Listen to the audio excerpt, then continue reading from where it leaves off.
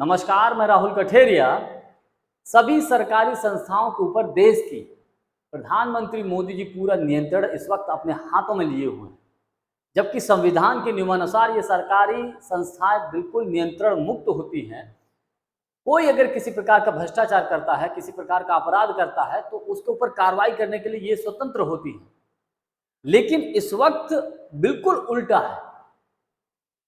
इस वक्त ये सारी की सारी सरकारी संस्थाओं का जो नियंत्रण है प्रधानमंत्री मोदी जी के हाथ में है। अगर आप ऐसे कहें कि इन संस्थाओं के अधिकारी प्रधानमंत्री मोदी जी से घबराते हैं, चाहे वो ईडी हो, चाहे सीबीआई हो, चाहे इनकम टैक्स हो, या कोई भी अन्य सरकारी संस्था हो। विपक्ष के किसी नेता को डराना हो, धमकाना हो, विपक्ष की किसी पार्टी की सरकार को गिराना हो, विपक्ष के किसी नेता को जेल भेजना हो, तो प्रधानमंत्री जी इन सरकारी संस्थाओं का बड़े बखूबी इस्तेमाल करते हैं और इसका उनको लाभ भी मिलता है। लेकिन देश में एक ऐसा भी व्यक्ति है जिससे प्रधानमंत्री मोदी जी, या यूं कहें कि पूरी की पूरी मोदी सरकार घबराने लगी है।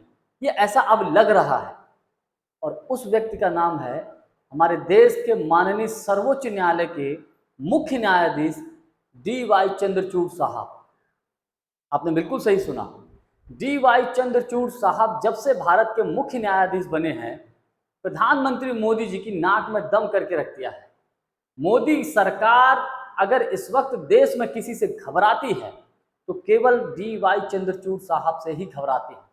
उदाहरण के तौर पे मैं कुछ आपको उदाहरण देके समझाता हूँ। अभी हाल ही का मणिपुर का मामला ले लीजिए। मणिपुर में किस प्रकार से दो महिलाओं के साथ, उनके साथ कितनी बदतमीजी हुई, कितनी हैवानियत हुई, उसको मैं शब्दों में बयान नहीं कर सकता। आप सभी ने उसको देखा। प्रधानमंत्री मोदी जी ने 77 दिन से मणिपुर के मामले में एक शब्द नहीं बोला था। जैसे ही इस घटना पर DY चंद्रचूड़ साहब ने, माननीय सुप्रीम कोर्ट ने स्वतः संज्ञान लिया और मोदी सरकार को फटकार लगाई कि आप कार्रवाई करिए, और अगर आप कार्रवाई नहीं करते हैं तो हम कार्रवाई करेंगे। उसके कुछ ही घंटे के बाद प्रधानमंत्री मोदी जी मीडिया के सामने आते हैं और कहते हैं कि मुझे इस घटना का बेहद दुख है, मतलब संवेदना जताते हैं। और उसमें भी केवल 36 सेकंड के लिए मणिपुर के मामले पर बोलते हैं, और उसमें भी राजनीति कर देते हैं। जहां विपक्षी दलों की सरकार है उन राज्यों का भी नाम लेते हैं।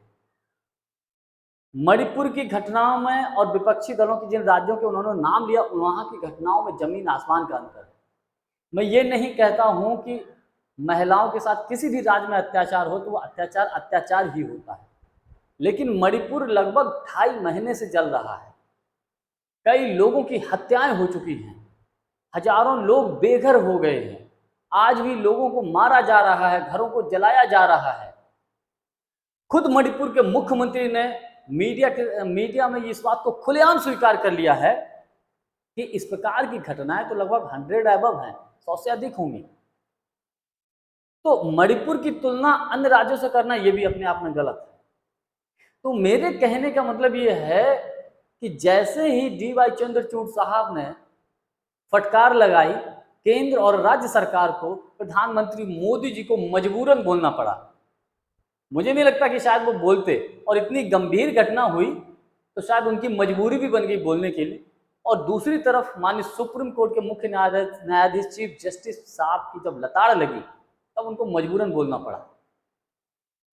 दूसरा उदाहरण के लिए मैं आपको बताता हूं कि राहुल गांधी जी का जो मानहानि का मामला है, गुजरात हाईकोर्ट से राहुल गांधी की जो उन्होंने अपील की थी उसको खारिज कर दिया गया है। वो मामला किस प्रकार से चला आप सभी जानते हैं कि मानहानि के मामले में अधिकतम 2 साल की सजा आज तक हुई नहीं। तो ऐसे मामले को किस प्रकार से, कितनी शीघ्रता के साथ उनको सजा दिलवाई गई, उनका घर खाली कराया गया, क्या क्या परेशान करने के लिए उनको टॉर्चर नहीं किया गया, किस तरीके से। लेकिन जैसे ही इस मामले को कांग्रेस सुप्रीम कोर्ट में लेकर आई, मोदी सरकार के हाथ पांव फूल गए, क्योंकि मोदी जी भी इस बात को जानते हैं कि जो जज इस वक्त माननीय सुप्रीम कोर्ट के DY चंद्रचूड़ साहब बैठे हैं, बेहद ईमानदार व्यक्ति हैं। इनको खरीदा नहीं जा सकता, इनको लालच नहीं दिया जा सकता। जैसे कि इससे पहले के जो जज हुए हैं, किसी को राज्यपाल बनाया गया है, किसी को राज्यसभा का लालच दिया गया है। तो उन कंडीशनों में क्या हुआ है कि सरकार के फेवर में भी निर्णय हुए हैं। ये कई राजनीतिक विश्लेषक इस बात को मानते हैं। तो डी.वाई. चंद्रचूड़ साहब बेहद ईमानदार इस वक्त देश के मुख्य न्यायाधीश हैं, और सबसे विशेष बात यह है कि इनका जो कार्यकाल है वो 2-4-6 महीने का नहीं बचा है। इनका कार्यकाल 2024 तक चलेगा, शायद अक्टूबर-नवंबर तक चलेगा।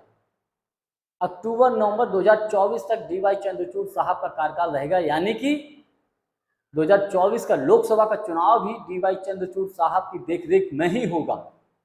तो सबसे बड़ी टेंशन इस बात को लेकर है कि अगर डी.वाई. चंद्रचूड़ साहब रहते हैं तो शायद जिस प्रकार से विपक्ष के ऊपर हमलावर रहते हैं मोदी जी, जिस प्रकार से विपक्षी पार्टियों के नेताओं को परेशान करते हैं, उनके खिलाफ ईडी, सीबीआई, इनकम टैक्स का इस्तेमाल करते हैं, चुनाव में जिस प्रकार से भाजपा के ऊपर धांधली का आरोप लगता है, हो सकता है कहीं उसमें कहीं डी.वाई. चंद्रचूड़ साहब रोड़ा न बन जाए, कहीं उसमें नकेल न कसे, जिस प्रकार से मणिपुर के मामले में अभी उन्होंने किया है।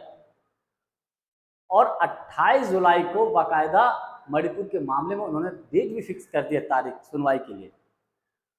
तो और ये एक उदाहरण है। इसके अतिरिक्त तीसरा उदाहरण आपको मैं बताऊं, महाराष्ट्र के मामले में हम सभी जानते हैं क्या हुआ, किस प्रकार से अच्छी खासी चलती हुई महाविकास आघाड़ी की सरकार को गिराया। एकनाथ शिंदे शिवसेना के विधायकों को तोड़कर भाजपा के साथ मिल गए। अब बीजेपी में अजित पवार भी आ गए।